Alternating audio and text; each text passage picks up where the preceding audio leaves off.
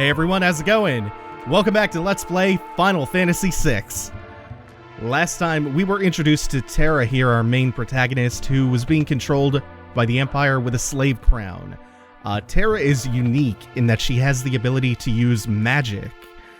Something that's been lost from the world for a long, long time, and we have a monster in a box. It's a level 1 Silver Lobo. Let's go ahead and kill that. Not quite a mimic yet.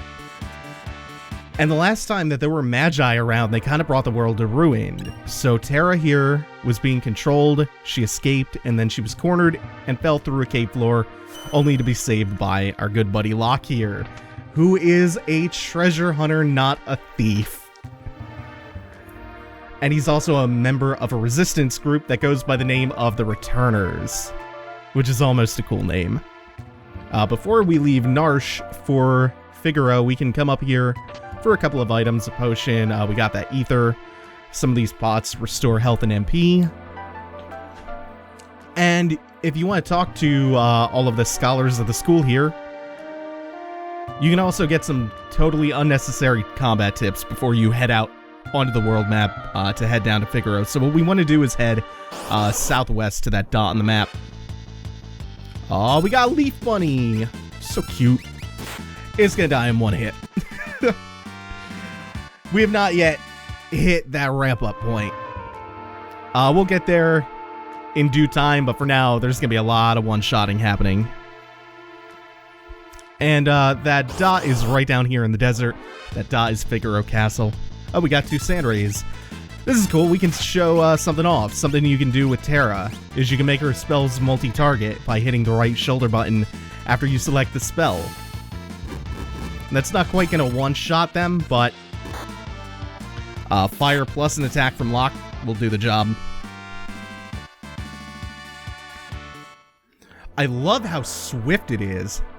Like how snappy. I've been replaying FF9 via the PS3 version. The PSN version, and yeesh. Oh, but hold up.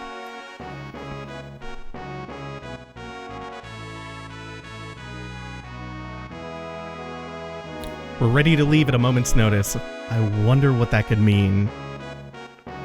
Can't go down there, so we'll just head back up. This whole soundtrack is banging. And down here is the dungeon. Whole soundtrack is so good. Like, there's gonna be a lot of that, by the way. Is me just going, oh yeah, this track that's currently playing is great, followed by, I don't know, suggestive moaning. It's you can't criticize the soundtrack. It's so good. It's hard to point out a bad track on it. Up here, we're gonna raid this guy's shop for a potion and an antidote. And we're also gonna buy 2 things from him, the Noise Blaster and the Bio Blaster. We'll get an auto crossbow later for free. Also, if you're patient and you just come back here in a little bit with a certain upcoming character as the lead of your party, you get a 50% discount on everything you buy in Figaro Castle. But there are a couple of things I just want right away. We'll grab 2 Phoenix Downs real quick just so I have the comfort of mind of knowing that I have them around. I think we're actually going to pick a Phoenix Down up somewhere around here. I'm pretty sure there's one in... Yeah, there it is. There it is. This just leads us up onto the roof. We're going to try to explore as many of these side passages as possible, but a couple of them were blocked off, so... Who do we have here? The King. The King of Figaro Castle. Goes by the name of Edgar. We'll get that name in a second. That proper introduction. How rude of me to turn my back to a lady. Ever the ladies' man is Edgar, the young king of Figaro Castle, allied to the Empire, and a master designer of machinery. Yeah, so it is interesting to note that Figaro is aligned with the Empire from which Terra is currently fleeing. I'm Edgar, King of Figaro. Yeah, look at Locke with the connections. Dirty Locke. Oh, no. Nah. And he just bails. He just goes. Leaves Terra to have this super awkward conversation with this dude who's just hitting on her. It's not in my blood to harm a lady. Is it because of my abilities? This conversation's so weird. I'll give you 3 reasons. First of all, your beauty has captivated me. Second, I'm dying to know if I'm your type. And third, I guess your abilities would be a distant third. Yeah. But Terra is gonna shut that shit down. Edgar got no game. Edgar's got 0 of that game.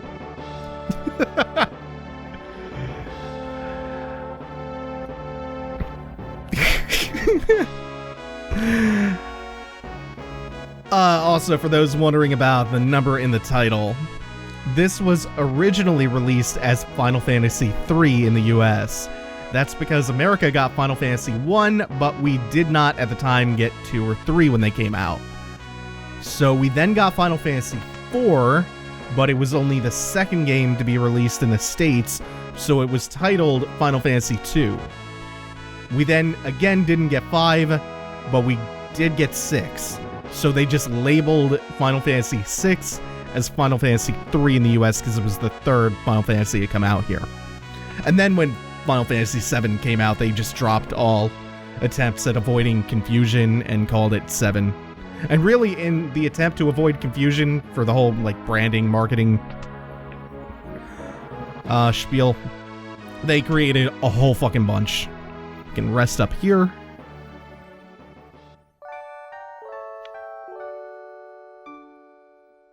I do believe that rest sound, is that also the future game over chime?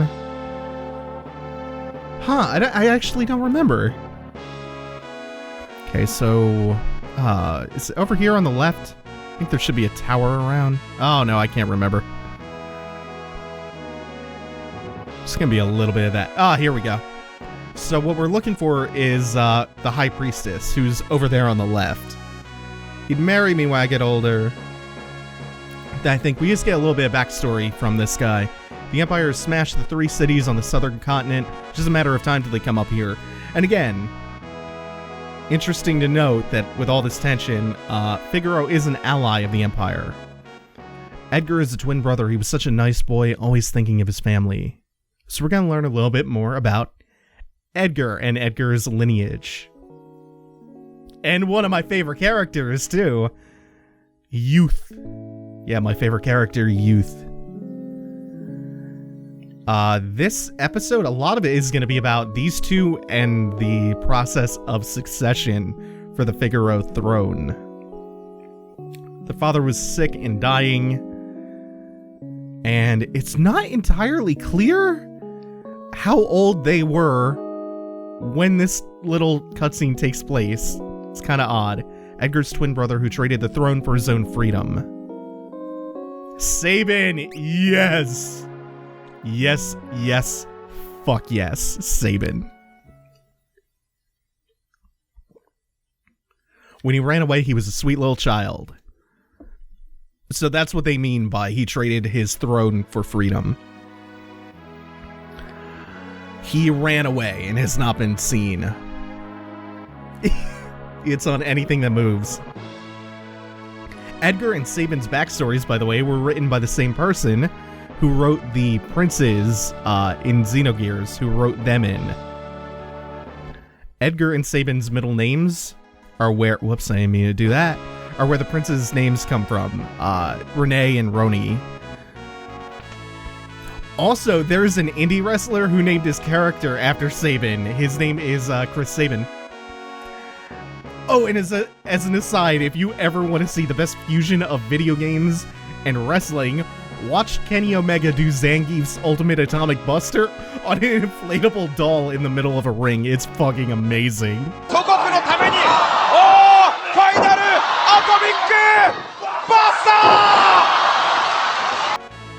Okay, so that's the Chancellor who gave us a little bit more information on the right of succession, how that went down. Someone from the Empire is here to see King Edgar. Kefka! Oh, you know it's gonna be good when Kefka shows up. Kefka, if I've not already said it, is my favorite Final Fantasy villain. Edgar, you pinhead. Why do you have to live in the middle of this stinking desert? Also, there's a little bit of dialogue I don't know if we're gonna get.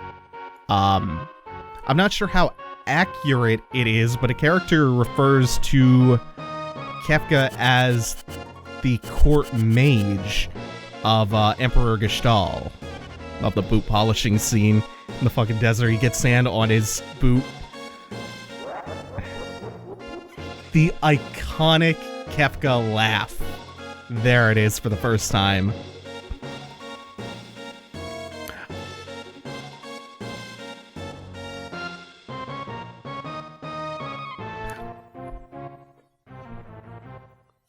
Oh, I can't talk to Kefka directly. I have to talk to his goons. None of our concern. Very hostile. Thought we were allies. Allies with this pathetic little country? Ha! So by now, you've probably begun to notice all of the parallels and the allusions to Star Wars. We're not even close to done with those yet. They are extremely abundant. Biggs and Wedge started that. Their names were the start of the references. But huge amounts of dialogue are referential, and the plot takes a great deal of inspiration from the original trilogy.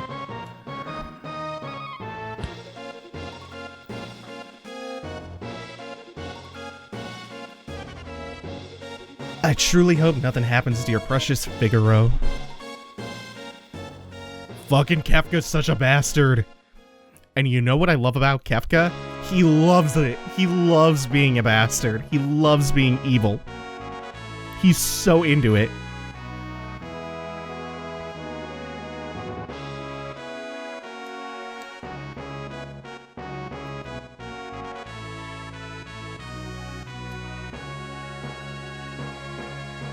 Okay, so we're gonna follow Locke. Locke's gonna take us up to our room, which I think we saw before. Oh no, we didn't. No, because it's in the rightmost tower. We went into that left tower to talk with the High Priestess. We're gonna go to the right one now. Trying to make sure I don't accidentally step out onto the world map. That happens to me all the time doing this.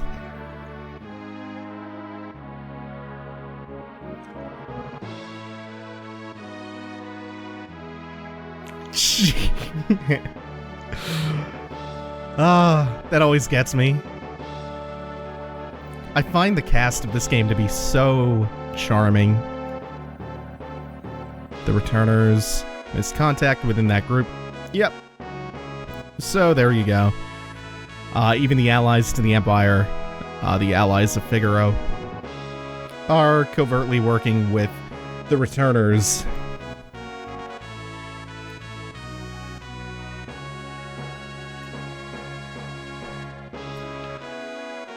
Terra's kind of an interesting case here with the amnesia, because it gives them a reason to treat the main character, and thus the player, as the fish out of water to whom they can spout exposition, and yet she retains enough memory where she never comes off as... How do I put this? Like, she never comes off as hapless. Like, she needs to be held by the hand constantly, which is one of my least favorite things about amnesia tropes. She doesn't come off as a clueless person.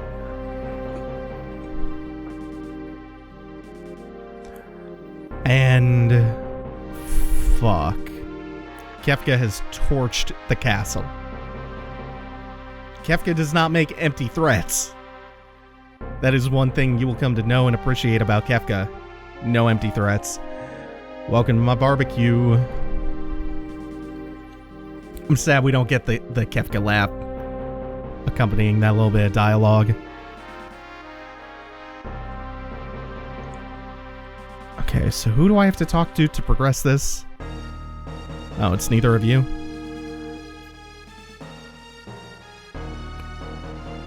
Oh, the Chancellor's waiting right up there. Oh no, it's just a soldier. So we do have a plan B. We have a plan B. And apparently that plan B is to hop on a chocobo and ditch. We out. But yeah, Kefka brings up a good point. Brave and noble king flees, leaving his people behind. That does seem like what's happening. And Kefka just delights in that fact. But no, it comes, picks us up with some of the chocobos. And here's where it gets absolutely dope.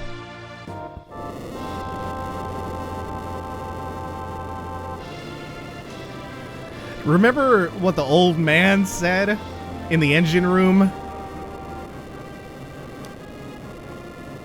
How they're ready to go at any moment?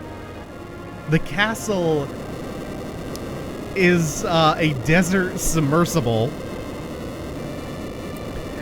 In case of emergency, burrow the whole fucking castle into the sand, into the desert.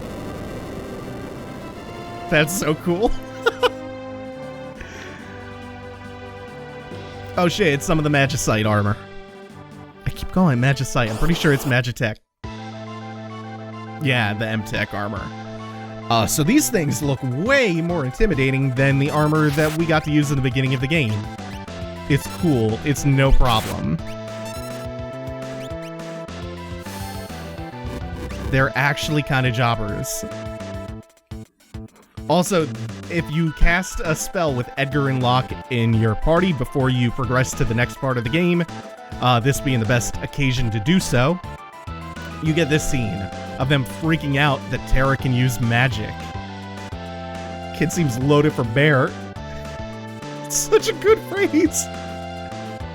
Magic. Magic. They do a great job of conveying emotion through very, very small pixelated faces.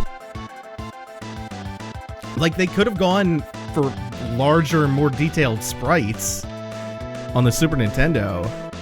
Especially this being a later Super Nintendo game. But they kept with this style, and they do a lot with it. A lot with this constrained style.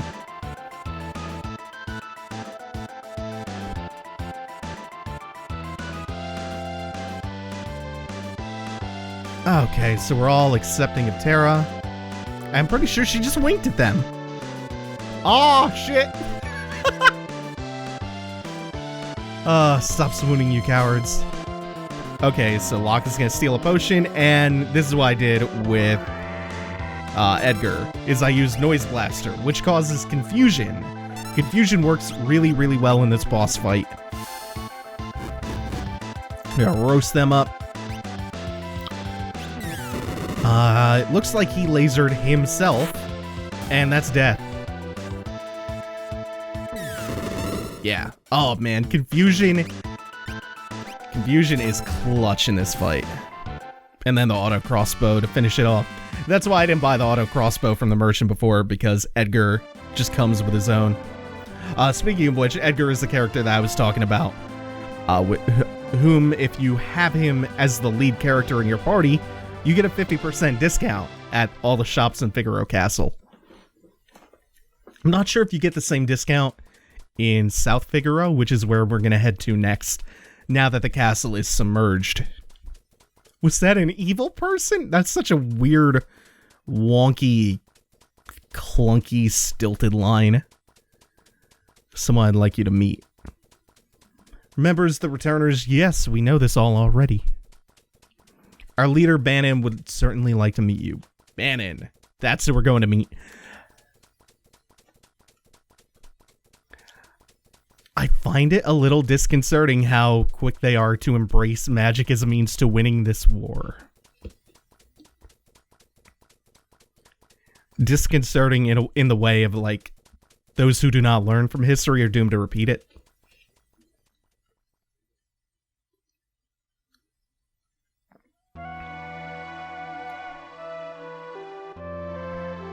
Sure, the Empire is going to come after you. If they get their hands on you again, the world's finished.